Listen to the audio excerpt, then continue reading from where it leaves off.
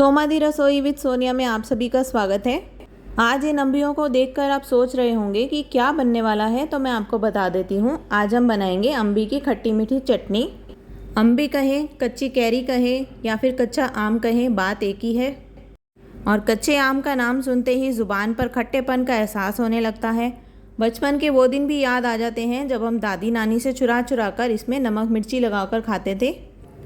गर्मियों के मौसम में अम्बियाँ भी खूब मिलने लगी हैं। ऐसे में आप अगर इस चटनी को बनाकर खाएंगे तो इससे पेट भी स्वस्थ रहेगा और इम्यूनिटी भी स्ट्रांग रहेगी, और तो और खाने का जायका भी बढ़ जाएगा।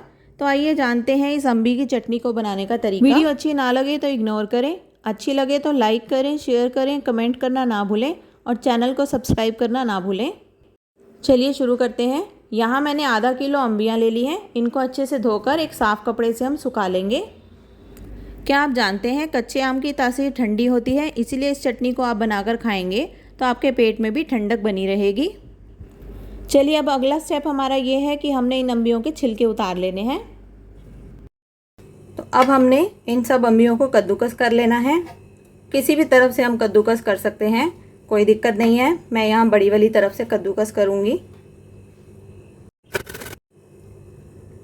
सारी अम्बियों को मैंने कद्दूकस कर लिया है। अब चलिए चटनी बनाने का प्रोसेस स्टार्ट करते हैं। तो यहाँ मैंने एक भारी तले की कढ़ाई ले ली है और सबसे पहले हम गैस को ऑन कर देंगे और 1 से 2 मिनट तक कढ़ाई को गर्म होने देंगे। कढ़ाई गर्म हो गई है और यहाँ मैंने एक कड़छी में 1 चम्मच रिफाइंड ले लिया है।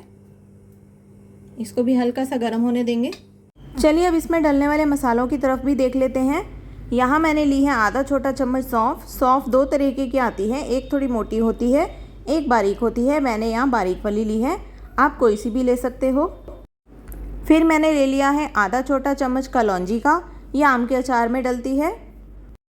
इसके बाद हम लेंगे मेथरे, ये भी आम के अचार में डलते हैं लेकिन ये आधा चम्मच से भी थोड़े कम है।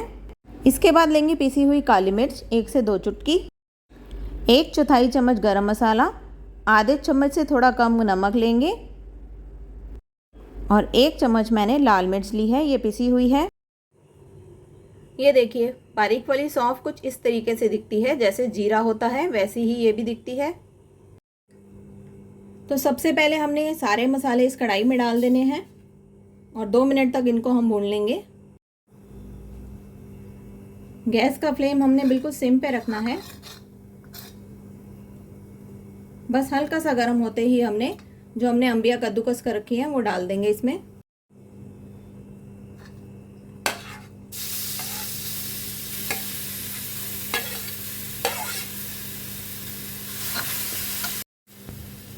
और अब एक बार अच्छे से मिक्स कर लेंगे।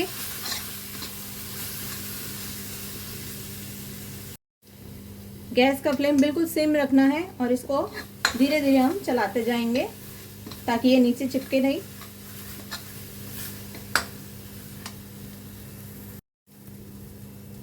पाँच मिनट तक इसी तरीके से हमने इसको चलाते रहना है। उसके बाद हम इसमें ऐड करेंगे चीनी और गुड़। 5 मिनट तक इसको चलाने के बाद अब हमने इसमें ऐड कर देनी है चीनी। चीनी मैंने 4 से 5 बड़े चम्मच ली है, ये ऐड कर देंगे इसमें और एक बार फिर मिक्स कर लेंगे।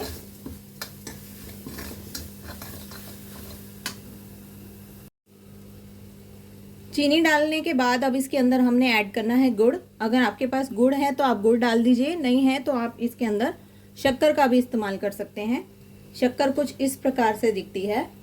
शक्कर मतलब होता है पिसा हुआ गुड़। तो अब मैंने यहाँ ये 2 चम्मच डाल देनी है।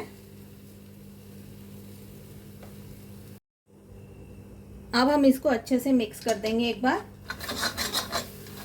और गैस का फ्लेम हमने बिल्कुल सिम ही रखना है। सिम गैस पे ही हमने ये सारी चटनी बनानी है। बस 2 से 3 मिनट हमने इसको और इसी तरीके से चलाते रहना है और गैस को हम बंद कर देंगे।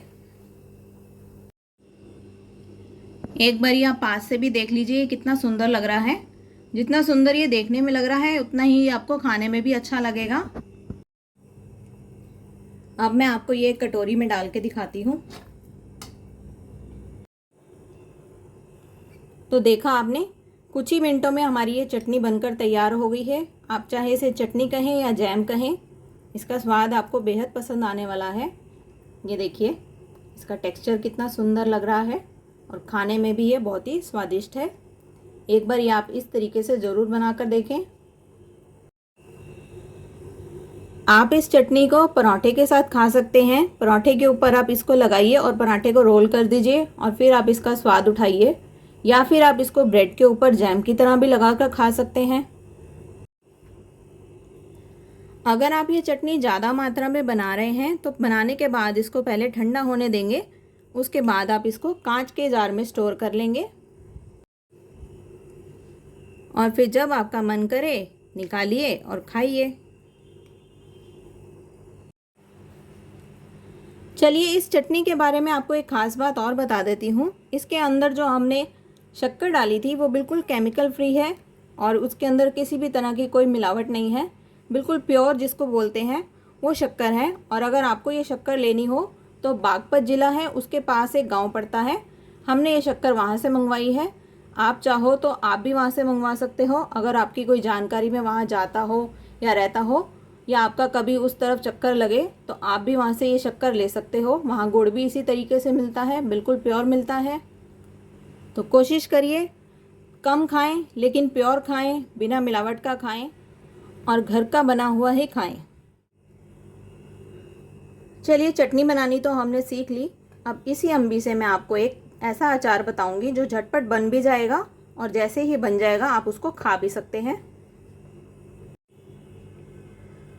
अभी के लिए मैं आपको एक ही आंबी से अचार डालना बताऊंगी। आप भी उतने ही आंबी का अचार डालें जितना 1 से 2 दिन में ख़त्म हो जाए। तो चलिए शुरू कर लेते हैं। तो हमने इस आंबी को भी अच्छे से धो लिया और कपड़े से साफ़ कर लिया। अब हमने इसके पीसेस कट करने हैं।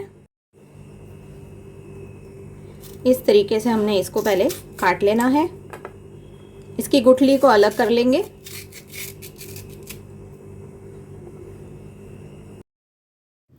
क्योंकि इस अचार में हम तेल नहीं डाल रहे इसलिए 1 से 2 दिन तक ही चलेगा, क्योंकि गर्मी भी बहुत पड़ रही है।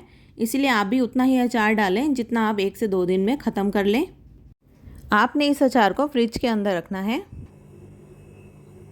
चलिए अम्बी को हमने काट लिया है। अब इसके अंदर जो मसाले डालेंगे वो है नमक, लाल मिर्च, थोड़ी सी हल्दी और थोड़ा सा गरम मसाला। अब आप ये देख लीजिए, अगर आपकी अम्बी ज़्यादा है तो आप अपनी अम्बियों के हिसाब से उसके अंदर नमक मिर्च ऐड कर सकते हैं। मेरी ये थोड़ी सी है तो मैं इसके अंदर बिल्कुल ज़रा ज़रा से मसाले डालूँगी।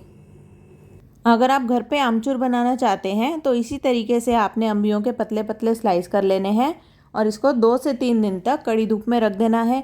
जब ये सूख जाएंगे तो इसको आपने मिक्सी में पीस लेना है। आपका घर का बना हुआ आमचूर तैयार हो जाएगा। चलिए अब आगे चलते हैं। मेरे अचार की क्वांटिटी थोड़ी है इसलिए मैं अंदाजे से ही नमक, मिर्च, हल्दी और गरम मसाला डालूँगी। आप भी जितनी क्वांटिटी ले रहे हैं उसके अकॉर्डिंग आप अंदाजे से ही नमक मिर्च वगैरह मिक्स कर सकते हैं। अब हमने इसको अच्छे से मिक्स करना है। मिक्स करने से पहले हाथों को अच्छे से धो लेंगे, उसके बाद मिक्स करेंगे।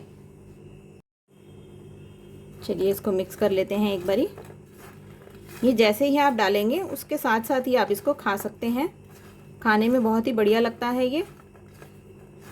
आप चाहो तो इसके अंदर एक आधी हरी मिर्च काट कर भी डाल सकते हो। यहाँ मेरे पास एक छोटा सा जार है, मैं इसके अंदर सारी अम्बियों को डाल दूंगी।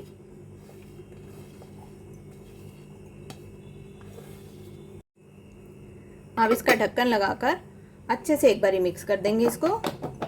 तो देखा आपने, है तो ये छोटी छोटी रेसिपी लेकिन बड़े काम की है। इस अचार को अगर आप आलू पूड़ी के साथ खाएंगे तो उसका स्वाद दोगुना हो जाएगा। आप भी इसको ट्राई करें और कमेंट बॉक्स में ज़रूर बताएं आपको कैसा लगा। चलिए मिलते हैं अपनी नेक्स्ट वीडियो में। Thanks for watching.